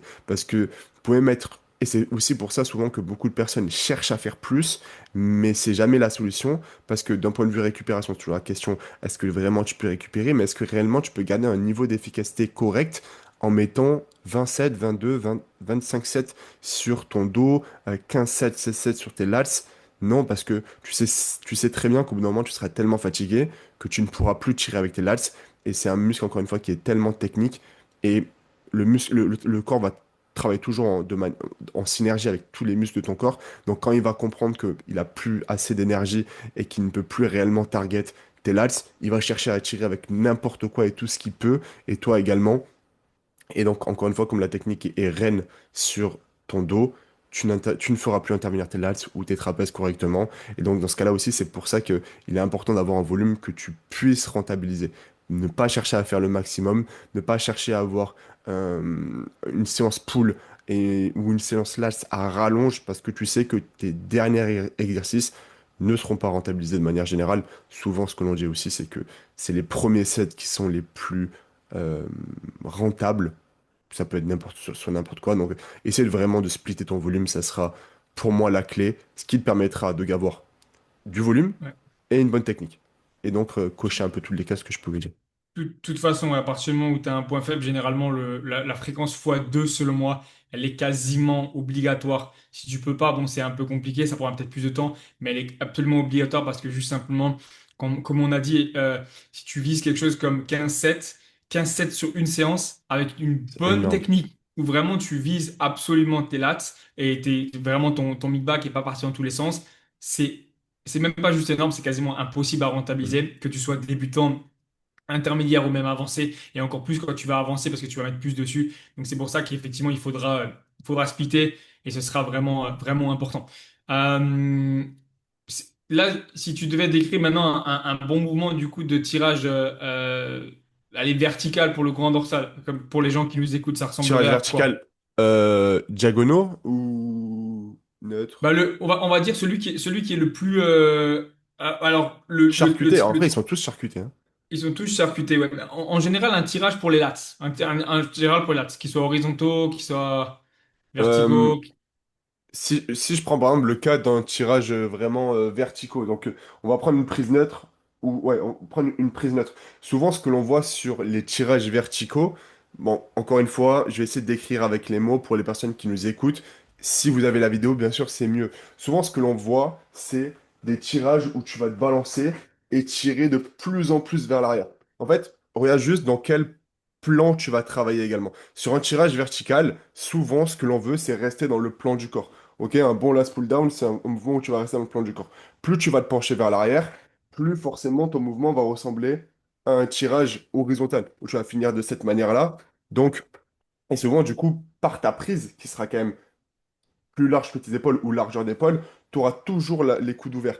Si tu as tes coudes ouverts à la fin du mouvement, forcément, tu vas avoir tes scapulas qui vont se resserrer et tu auras un mouvement de trapèze. Et c'est souvent ça l'erreur, c'est que tes mouvements de tirage verticaux se transforment en mouvement de trapèze. Alors certes, tu auras un focus sur les lats parce que quand même tu vas rapprocher tes coudes de ton corps, mais tu n'auras pas le 100% du travail sur tes lats. Et encore une fois, c'est une question de rentabilité. Si ensuite, en plus, tu as des mouvements de trapèze, tu ne pourras jamais être aussi efficace sur tes mouvements de trapèze si déjà tu les as bien entamés sur tes mouvements de lats, en plus de pas avoir eu assez de volume et assez de tension sur tes lats. Donc reste stable, garde un buste droit, cherche à garder tes épaules basses. Sur des mouvements de tirage verticaux, tu peux légèrement élever tes épaules parce que donc, ça va simplement te permettre d'avoir plus d'étirements sur les lats. Mais là, pour moi, et sur les personnes qui écoutent ce podcast, je te le conseillerais jamais. Si tu écoutes ce podcast-là, c'est souvent que tu as un retard sur les lats. Et aller chercher à décrocher les épaules va souvent faire, si tu as un retard, si tu as du mal à les recruter, faire en sorte que lorsque tu montes tes épaules, ok, c'est souvent aussi, en plus, tes trapèzes qui vont être liés à ce haussement d'épaule. Donc, lorsque tu vas commencer à tirer, tu vas souvent avoir ce mouvement-là, et après, tu vas engager ton mouvement. Du coup, avoir une sorte de mouvement ouais, de shrug, j'ai envie de te dire, ou en tout Mi-shrug, cas, ouais. ouais, où tu vas target ton dos au début. Et donc, en fait, le début du mouvement peut ensuite faire en sorte que déjà, tu vas perdre la tension. Tu vas passer d'une tension là, c'est une tension trapèze. Et tu vas commencer à faire le plus dur du mouvement finalement avec tes trapèzes et pas tes lats. Donc je te conseille de rester droit, avoir un bassin légèrement en rétroversion, qui soit vraiment au-dessus de ta cage pour que tu puisses bien avoir le plus de mobilité à aller chercher la meilleure flexion d'épaule. Et ensuite, garder tes épaules basses, ok? Garde tes épaules basses. Souvent pour les personnes très, qui ont beaucoup de mal à garder ses épaules basses, ce que je dis c'est tire tes omoplates dans tes poches, tire tes lats tes épaules dans tes poches pendant tout le mouvement, ok? Ça te permettra de rester bas au niveau de tes épaules et tire tes coudes droits, ok? Droit dans tes poches. Essaie vraiment d'avoir la composante la plus verticale possible et jamais avoir une composante qui commence à avoir une trajectoire horizontale. Garde tes avant-bras. Imagine que tu as une sorte de tube qui passe au niveau de tes avant-bras et que tu veux vraiment rester dans ce tube-là. Tu peux pas partir d'avant en arrière. Et pour moi, c'est ça un bon mouvement, c'est être droit, garder une cage neutre, Ouais. avoir le maximum de flexion de coude sans élever les épaules et aller chercher tes hanches, aller chercher des crétilacs. Ça, c'est pour le tirage vertical. Je Le, pourrais te le, faire tout. le truc des épaules, je suis assez d'accord avec toi. En gros, ce qui est important, c'est que ce soit pas consciemment que tu lèves pas des épaules consciemment. C'est-à-dire que tu n'arrives pas à faire ça. Hmm. Et elles vont un peu s'étirer parce qu'effectivement, bah, tu peux être ramené avec la charge, mais il faut que tu sois assez fort pour qu'elle reste quand même ancrée vers le bas et que tu n'amènes pas. Parce que souvent, effectivement, tu gagneras pas forcément plus d'étirement que ça. La seule chose que ça va faire, c'est que ça va venir décrocher et tu vas Hmm. devoir les Exact. raccrocher. Et en fait, le fait de les étirer et raccrocher, ça va te faire perdre beaucoup plus de force et ça va être beaucoup plus dangereux que si tu les gardais vraiment, comme tu dis, dans ta poche. Et totalement d'accord avec les coudes qui partent vers l'arrière. Et le problème qu'on voit souvent sur ce mouvement-là, c'est qu'en fait, tu l'as. Alors, déjà, quand tu prends une barre, effectivement, classique droite, tu l'as souvent. Mais tu peux très bien aussi avoir un mouvement de tirage horizontal ou diagonale qui se termine en fait en upper back. Parce qu'au Ouais. final, les gens vont vraiment ramener leurs mains en pronation. Et plus tu vas ramener ta main en pronation, il y a juste à faire l'essai pour ceux qui écoutent juste. Tu mets ta main en position neutre, tu mets ta main en pronation et tu vas voir que du coup, ton coude, il va aller On plus se vers relève. l'extérieur que si tu avais ta main en neutre, voire légèrement en supination. Et en fait, c'est exactement ça. Plus ta main elle va partir en pronation, plus ton coude va instinctivement vouloir aller vers l'extérieur et s'éloigner de ton corps. Et si s'éloigne de ton corps, t'es plus sur le grand dorsal. Donc sur les mouvements effectivement en unime, le plus simple déjà c'est d'être stable dans le sol. Ok, on arrête les machins où t'es à moitié couché par terre ou à moitié assis par terre. Un banc, tu t'ancres dans le sol, ta main qui travaille pas, elle vient se plaquer contre le banc. Tu mets une grosse contraction des abdos, légèrement d'oblique sur le côté dans le sens où tu tires. Tu cherches à garder ta poitrine vers le haut sans exagérer non plus, tu vois, quelque chose d'assez neutre. L'épaule reste basse, elle se décroche pas. Parce que si ton épaule part avec et qu'en fait tu tires avec tes abdos, parce que c'est souvent le cas aussi, pareil, tu vas perdre énormément de travail sur les lats. Ce qu'on veut là, c'est étirer au max en gardant cette main vraiment entre neutre et légèrement supination et ramener ce coude à la hanche. Et encore une fois, ce qu'on veut, c'est ramener le coude à la hanche sans créer une énorme flexion du coude et sans qu'en fait ton avant-bras vienne au niveau de ton biceps. Parce que si ton mouvement, pour ceux qui nous regardent du coup, se termine comme ça, bah, Ouais. tu auras plus de biceps que de dos. Ce qu'on veut, c'est vraiment garder un mouvement qui est presque un peu comme un pullover, mais bon, ce sera jamais vraiment un pullover puisque tu as quand même cette main qui sert de crochet. Et vraiment se dire qu'en fait, le coude, il tire pas, mais il pousse vers la hanche. Si je te dis ça, rien qu'en fait, en le testant comme ça, tu vas déjà sentir ton lat Hmm. C'est ça. qui va se C'est contacter. toujours driver son mouvement par le coude et pas par la main. Si ton mouvement est drivé par la main, tu auras forcément un mouvement de flexion de coude. Et donc forcément, ça va être ton biceps qui va prendre le relais. Et toujours penser qu'il faut une trajectoire qui soit descendante au niveau des mouvements de lats. Et en fait, moi, comment je vois les choses, et c'est la réalité, c'est que tout mouvement de lats, c'est en réalité une variante de pullover, finalement. Tu as exactement ce mouvement-là. Sauf que tu vas plus ou moins fléchir le coude, tu seras plus ou moins dans le plan de ton corps ou dans le plan sagittal en face de toi. Donc c'est simplement ça, mais ça reste, si tu m'enlèves mon avant-bras, j'aurai simplement tout le temps ce mouvement-là. Quasiment peu importe l'exercice sur tes lats. Et en gros, bah, c'est un peu l'exemple là que j'ai affiché pour ceux qui nous écoutent. Là, on parlait avant du soulevé de terre. Tu vois, typiquement, le soulevé de terre là, de Valentin, il est passé de 140 en début à 210 en 30 semaines. Et on voit bien qu'effectivement, du coup, là, ici, et même tout son physique en général a explosé, mais surtout son dos. Et là, ce qu'on s'est concentré de faire, et on le voit, alors le posing est un peu meilleur ici au niveau des bras que là. Mais la grosse différence qu'on a là, c'est que là, on voyait très bien qu'il avait de très bons bras, enfin, bons bras comparé à son dos, et c'est ce que j'expliquais. Donc, c'est pour ça que ça a été important là de se dire, OK, maintenant, ce qu'on veut, c'est être sûr qu'il tire correctement avec ses lats et pas avec autre chose. Et du coup, on voit ici que ses biceps, alors comme dit, il pose un petit peu moins bien, mais il n'a pas perdu de bras. Au contraire, c'est resté plus ou moins pareil, ça a même progressé légèrement. Parce que même si on regarde ici, on voit bien qu'effectivement, il n'a pas forcément perdu de bras, même au niveau des épaules. Mais par contre, il a gagné beaucoup de dos. Beaucoup plus de dos. Il a gagné aussi beaucoup plus de mid-back en général. Et c'est un peu ce que j'ai expliqué là. Et en fait, le principe, il est quasiment le même tout le temps. Quand tu cherches à avoir du dos, l'important, pardon, c'est de s'assurer vraiment que tu tires le plus possible avec ton dos. Donc voilà. On a encore un autre exemple ici qui est encore plus parlant. Alors certes, effectivement, très sec, un peu moins sec, mais par contre, on voit quand même voilà, la grosse différence sur le dos. Et à chaque fois, c'est des mouvements qui ont été mieux faits. C'est des exemples ici, mais si vous allez voir sur la Teamfo, il y en a plein d'autres. Pareil avec Axel ici, qui avait déjà un bon dos, mais là juste simplement, on a voilà. Pareil, ici chez Axel, pour ceux qui ont suivi également la saison sur scène, et Flo était là avec, il a gagné Exact. énormément de points parce que sa structure l'a aidé, et en général, il était très large. Le dos, on le voit ici, si on regarde le reste de son physique, donc vraiment si on se concentre que sur le physique à gauche, il a un bon dos. Il n'y a pas de souci là-dessus, tu vois. C'est même un petit peu comme toi, il a un bon dos. C'est pas le truc où tu te dis, OK, on a besoin de le travailler plus que ça. Et c'est justement là l'erreur. Je pense que justement, ce qui a été important et ce qui fait non, la différence encore chez Axel, et ce qui est vraiment passé un petit peu de ce men's athletic à open bodybuilding, c'est que ces lats, ils ont vraiment pris toute la place. Et OK, c'était bien niveau, lats. Et par contre, effectivement, on voit qu'ici, il manquait énormément de la partie iliaque en général. Et c'est celle-ci qu'on est venu récupérer. Parce que il y aura des tirages, effectivement, qu'on a pu dire qui seront verticaux, qui vont faire cette partie-là. Mais il y aura aussi des tirages qui vont être horizontaux et diagonaux qui vont faire cette partie-là. Et cette partie-là, elle est extrêmement importante parce qu'elle fait ressortir la 3D de votre dos et elle fera vraiment une impression de dos qui va quasiment jusqu'en bas. Et c'est pour ça que c'est très important. Et c'est un peu la même chose chez Mathis. Mathis, ça a énormément progressé et son posing aussi a bien progressé parce que maintenant, il a bien progressé sur le dos.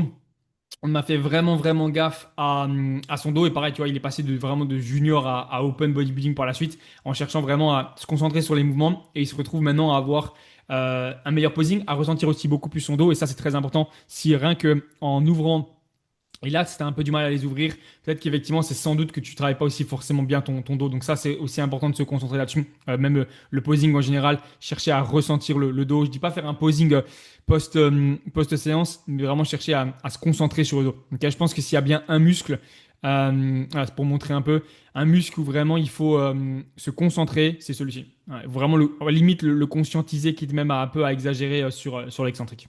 Mm. Je suis tout à fait d'accord. Et aussi penser, ben, comme tu le disais, toutes les évolutions que tu as pu montrer, c'est des évolutions long terme. Rien ne s'est fait en 2 semaines, rien ne s'est fait en 3 semaines. Donc ne vous découragez pas lorsque vous travaillez un muscle aussi complexe que le dos, de ne pas le ressentir en 1 semaine, en 2 semaines, de ne pas avoir des résultats en 3 mois, 2 mois. Souvent, en plus, si c'est un point faible, vous allez devoir mettre 6 mois, 9 mois pour avoir des résultats. Après, vous n'avez pas forcément besoin d'attendre comme Florian ou moi-même, 2 ans, 3 ans pour avoir de très bons résultats. Si on regardait nos évolutions il y a déjà il y a 1 an de ça ou il y a 2 ans de ça, au bout d'un an de focus, bien sûr qu'on avait des résultats. Maintenant, on vous montre les meilleurs résultats parce que, bien entendu, plus vous allez durer dans le temps, mieux les résultats seront. Ouais. Mais voilà, simplement, ne vous découragez, oula, ne vous découragez pas et mettez du temps. Mettez les choses simplement, les bonnes choses en place, bonne exécution, bon volume, bon plan, et restez sur votre plan. Restez sur votre plan. Si vous ne savez pas mettre en place un bon plan, vous ne savez pas qu'est-ce qu'une bonne exécution, si voilà, vous vous sentez perdu, n'hésitez pas à vous faire suivre. Encore une fois, je le redis, mais vous pouvez venir nous solliciter sur Instagram, posez-nous vos questions si vous avez quoi que ce soit. Si même, voilà, il y avait un exercice où vous n'êtes pas sûr de votre technique, vous pouvez nous l'envoyer sur Instagram. On prend du plaisir à vous aider, à vous conseiller au mieux, même sur vos volumes, même sur votre prog, etc. Mais ne Yes. restez pas dans l'attente et l'ignorance, j'ai envie de te dire, parce que c'est souvent la plus grosse des erreurs de se dire, ah, je vais rester comme ça, et je verrai, je suis pas sûr de ce que je fais. Potentiellement, je dois augmenter mon volume, potentiellement, je dois le baisser. Peut-être que j'ai pas le bon mouvement pour les lats. Peut-être même que je pense avoir des bons lats, mais au final, est-ce que c'est vraiment des bons lats? Est-ce que je sais pas un gros point faible sur les lats? Euh, c'est comme tout. Si vous voulez avoir la meilleure évolution, prenez le meilleur service pour avoir les meilleures évolutions possibles et n'hésitez pas à, à, voilà, à prendre l'expertise pour avoir les résultats que vous souhaitez et que vous méritez également, comme Florian a pu le montrer sur les évolutions de ses clients. Ses clients lui ont fait confiance, mes clients m'ont fait confiance également, et on a mis les bonnes choses en place pour avoir les bons résultats. Là maintenant, on parle bien sûr que de mouvements de dos, mais peu importe votre focus, peu importe la difficulté que vous avez à travailler un muscle, il y aura tout le temps des solutions si vous savez quoi faire. Mais sauf que beaucoup de personnes ont du mal réellement à savoir quoi faire, à quel moment, comment le faire également. Et simplement, pendant que Florian est aux toilettes, euh, hop, je vais vous imager ça avec Mathieu. Donc, pour ceux qui ne connaissent pas Mathieu, c'est un compétiteur qui concourt en avril et sur cette première saison A, donc première compétition de sa vie. Et je voulais partager mon écran. Tac. Donc, simplement pour vous montrer aussi que vous n'avez pas besoin d'attendre 20 000 ans pour avoir des résultats. Hop.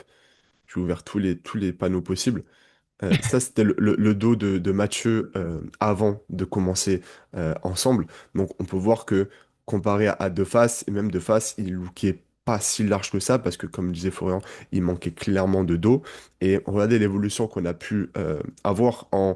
Bon, là, j'ai malheureusement pas de double biceps, mais on se rend compte de la densité sur la chaîne pause Ouais. de manière générale et sur le dos. Et on n'a pas attendu 3 ans pour l'avoir. Simplement, on a attendu... Ça fait un an et quelques semaines d'avoir cette évolution. Et en plus, elle est très parlante parce que son body fat est plus bas que ce que l'on pouvait avoir ici. Et c'est là où on se rend compte aussi parce que en phase de masse, bien sûr, vous allez paraître plus gros parce que plus de masse de manière générale, plus de glycogène, etc.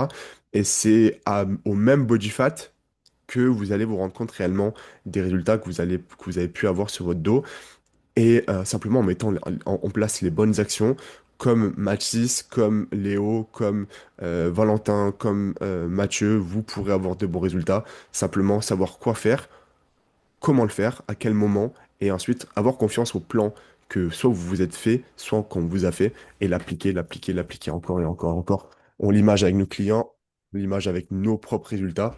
Donc, rien n'est rédhibitoire, rien n'est impossible à faire. Pas de question de génétique, simplement une question de travail, d'envie et de volonté. Donc voilà pour ça. Je sais pas si Flo, avait quelque chose à rajouter, potentiellement quelque chose que tu voulais Non, discuter je en pense plus. que pour finir, pour donner encore un peu de value, je dirais là, si jamais je devais donner une prog, imaginons à quelqu'un qui nous écoute du coup, qui a vraiment, voilà, ce que je juge être une bonne prog pour le dos, et qui sera suffisante si on parle vraiment d'une poule. Il n'y a pas besoin d'avoir deux poules différentes. Tu peux très bien avoir un pool A et un pool B qui est identique. En gros, moi, je partirais du principe que un mouvement de lats en premier.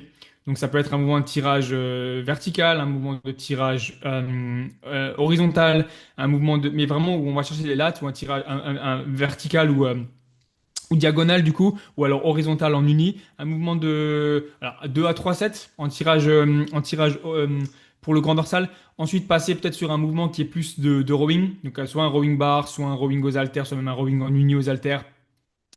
Peut-être ensuite avoir encore une fois un mouvement soit un mouvement de lats ensuite. Donc si jamais il y a été au début un tirage vertical, pourquoi pas à ce moment-là placer un tirage horizontal uni par exemple, ou s'il y a eu un tirage diagonal, un tirage par exemple qui est horizontal cette fois-ci.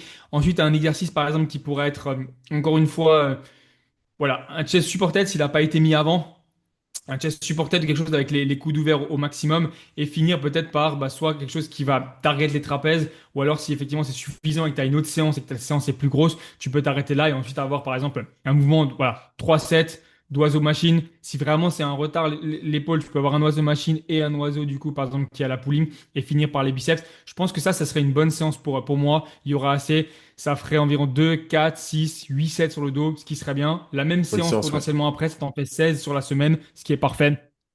C'est plié. Tu répètes ça pendant au moins 6 bons mois, en cherchant à manger, en cherchant à prendre du poids, en cherchant à progresser sur les mouvements, en cherchant à te concentrer sur pas dégrader la technique. Même si le poids monte, on veut se coude à la hanche. Même si le poids monte, on veut se coude le plus loin possible derrière.